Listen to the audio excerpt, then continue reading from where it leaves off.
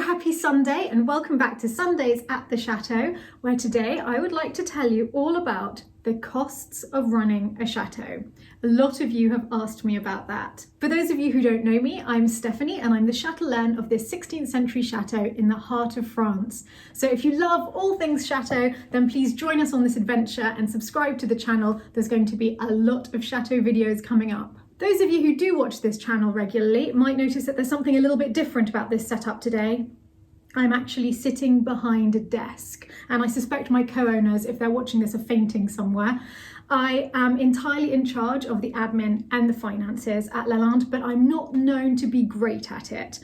And I tend to put off doing the accounts as much as I possibly can. But today I wanted to answer a question that many of you have been asking, because I think a lot of you have dreams, possibly in the future, of moving to your own chateau in France, and you would like to know how much it costs to run a chateau.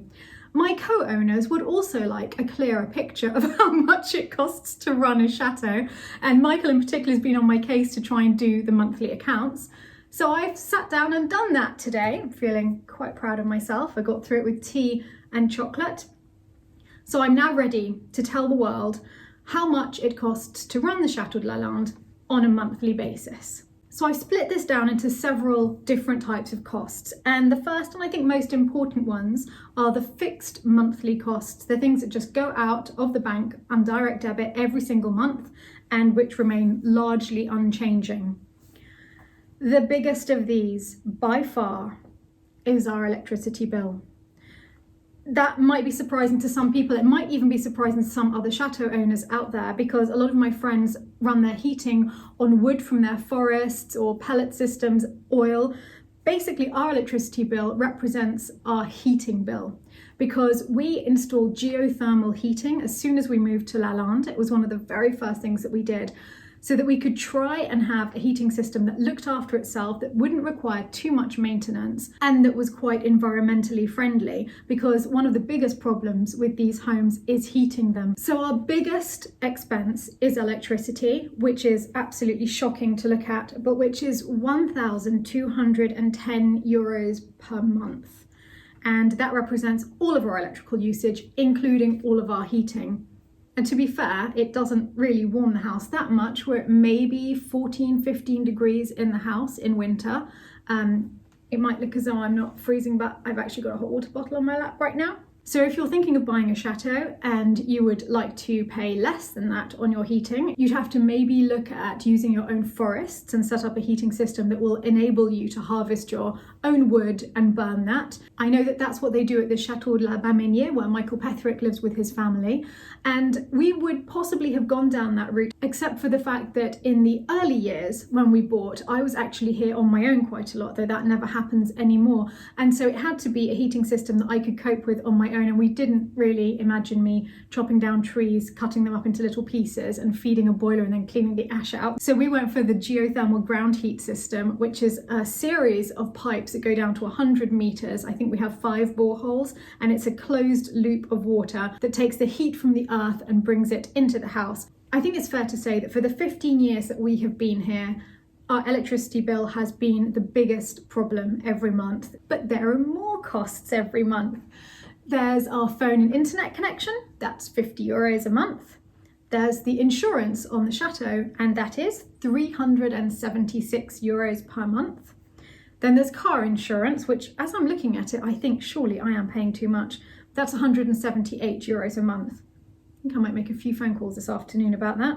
And then there's the 2 taxes that you have to pay in France. There's your habitation tax and your foncière tax, which is a sort of council tax. Habitation tax is 270 euros a month, and council tax is 159 euros a month. So I know those of you who live in America, for example, I've got friends in Vermont, they find this quite low, but still, it adds up. Our water bill is quite reasonable, 40 euros a month, and our refuse collection bill is really good, 20 euros a month.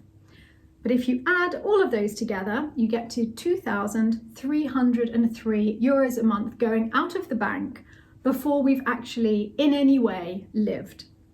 And you'll notice that there's one big omission there that most people would also have to consider, and that's mortgage. But we've been here 15 years now, and thankfully we've paid off the mortgage, so we don't have to worry about loan or mortgage payments. But those of you looking to buy a chateau will have to make sure that you put that payment right at the top of your list, because that's the most important one to meet each month. So at Lalande, before we've even bought any food or petrol or lived in any way, we have spent €2,303 per month. Now, beyond that, I can give you an estimate of what we spend each month on things like food. Obviously, that changes enormously because, as a lot of you will know, the Chateau de Lalande is very, very busy in summer, much quieter in winter. The numbers of people here change all the time. So our food costs, honestly, can vary wildly between €500 a month, if there's just a few of us in the house, to well over €3,000 a month when we're running the business in the summer and have 40 people here for workshops and I'm cooking for everybody. But we can say on a normal month, €500 a month if it's just a small group of us. I'm counting a couple of hundred a month on petrol. That used to be a lot higher before the Jaguar broke down, but the little Ford Fiesta's doing a great job of not costing too much. Now, in other parts of France, you would also have to consider tolls if you're anywhere near a motorway that you would use regularly. We're quite lucky because the motorway that we need to use to get from the chateau to our nearest airport is actually free, but most of the motorways in France aren't, and you'd have to add on tolls. We don't have to do that.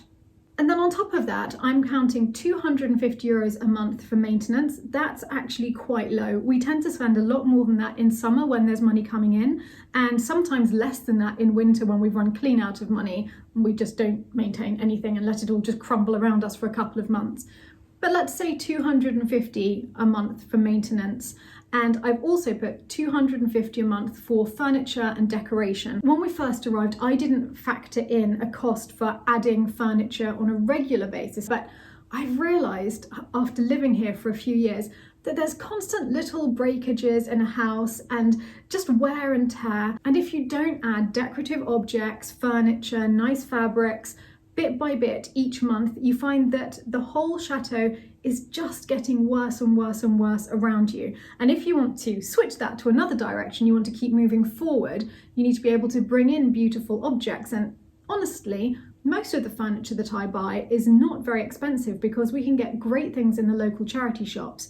But I still end up spending a good €250 a month getting decorative objects into the house. Now, these are costs that you could definitely bring down if you owned your own chateau.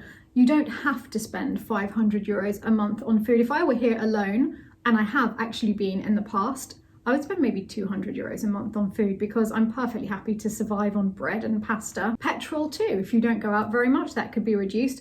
And you can certainly reduce the maintenance and furniture parts of that fund, but I think you'd find yourself in a little bit of trouble down the line if you did that. I think you need to keep putting into a house this size just to keep it ticking over. So those costs come to €1,200 a month, and if we add that to our fixed monthly outgoings, we're now €3,503 a month. That's without any staff. I have a cleaner who comes for 3 hours a week, so my staff costs are negligible.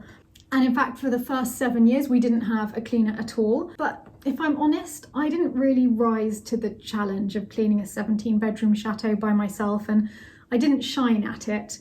It was more the case that I was living with so many cobwebs and spiders and dust that enough was enough, and our cleaner's so amazing that in a very small amount of time she manages to do quite a lot. It gives me the energy to do more when I see that things are improving, and so I got much better at cleaning too. And then here at Lalande we live with a lot of volunteers and everyone mucks in, so things like the cleaning, the laundry, we all do together, and that's how we manage to move forward. For those of you who are thinking of buying a chateau to run as a business, we'll have to consider costs of cleaners, cooks, gardeners, and please be aware that in France, the amount that you have to pay to the government in social benefits per employee is almost 100% of their salary. So if you're paying somebody €20,000 a year, it's going to cost you nearly €40,000 a year to actually employ them. Obviously, that's a huge expense for people who are thinking of a business, so be aware of those costs in advance.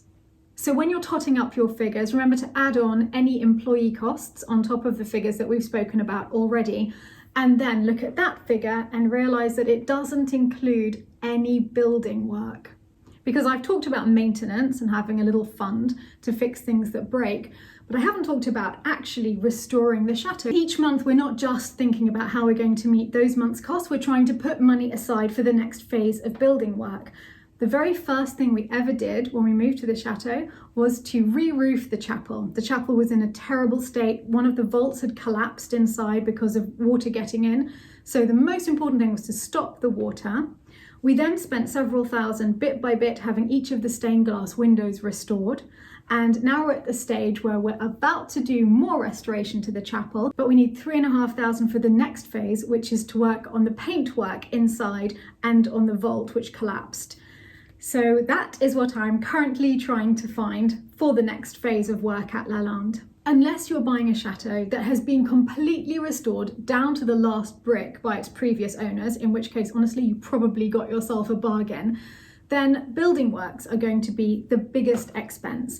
And I can't really talk to you about how much that's going to cost because every single chateau is completely different. What you could do is look at your entire budget and buy a chateau that is well below your upper level so that you're giving yourself a big buffer for building work. So going back to our costs of €3,503 a month to live here generally, not when there's big parties, obviously, not when there's hundreds of people in the house, but on a normal level. If we had known that that's how much it would cost per month to run the chateau, not including a mortgage, I suspect we wouldn't have bought, because although we would have wanted to, we would have thought we wouldn't manage it and we couldn't afford it. So I'm super happy that we didn't realise that, and I'm a little bit wary of putting these figures out there because I don't want to put people off who are very, very passionate, but at the same time it is better to be forewarned and forearmed. We're actually still not breaking even at Lalande. We still shore it up every single month. So we muddle through and manage to hit the monthly costs with a combination of 4 income streams. 1, Nicholas bails the chateau out by sending money from his job in England. 2, Michael bails the chateau out by sending money from his job in Amsterdam. 3, I bail the chateau out by sending money from a flat that I rent in London. And 4, the chateau actually earns some money because I stay here and run the bed and breakfast and run the workshops and do table d'hôte for people, and that is bringing in more and more each year. And gradually it would be nice if that part, the chateau part, could entirely cover the monthly costs. That might be horrifying to some of you who are thinking of starting a business and who know that we've been here for 15 years and we're still not breaking even, but in fact, that's because when we first moved here, the idea wasn't to have a business. It was to restore the chateau, sell it, and then do another one. And we didn't realise that it just would be a labour of love for a lifetime to do that. And after about 5 years, I realised I had no desire whatsoever to sell.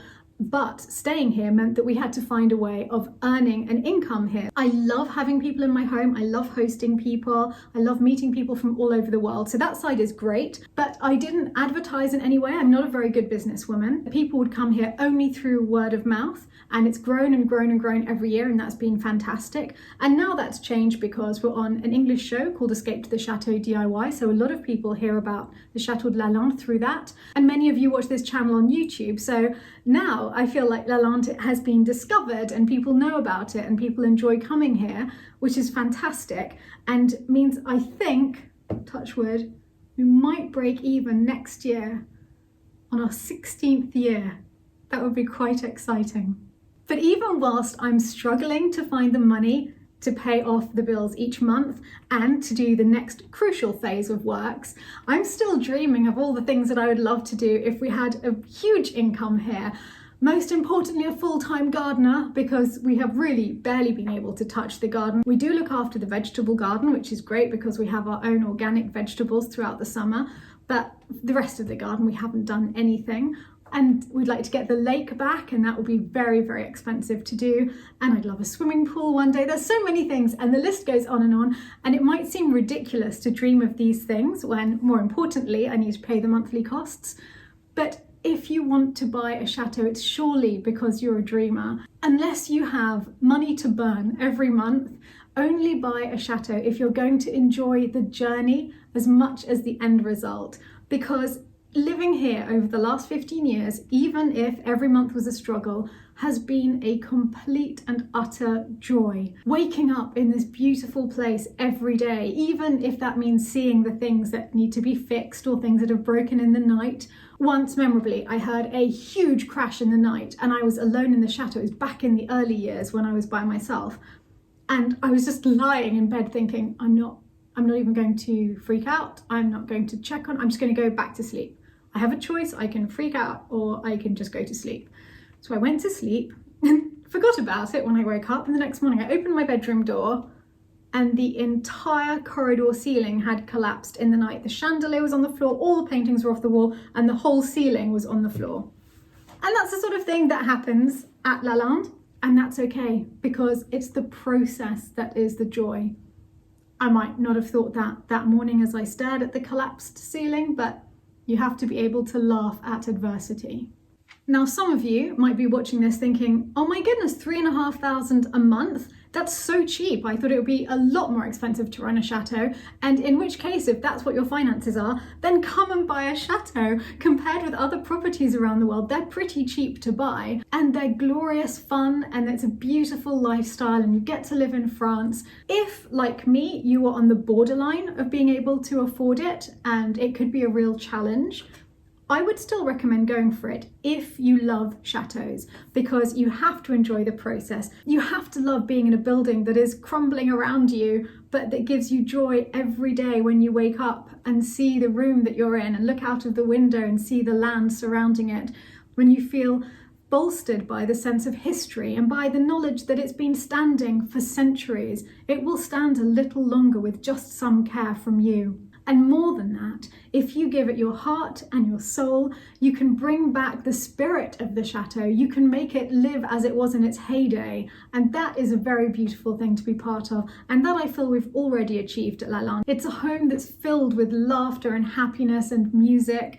It has life now in a way that I think it hadn't had for some years before we got here. I might have forgotten something really obvious. So it's possible you'll watch this and think, oh my goodness, there's this huge cost she's forgotten to put in.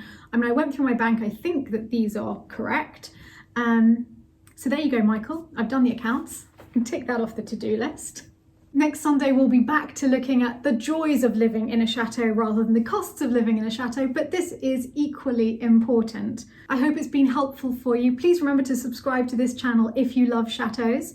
And until I next talk to you, I think that I'm going to go back to using the thing I found most useful for seeing what our future costs will be here, and that is the crystal ball. See you next week.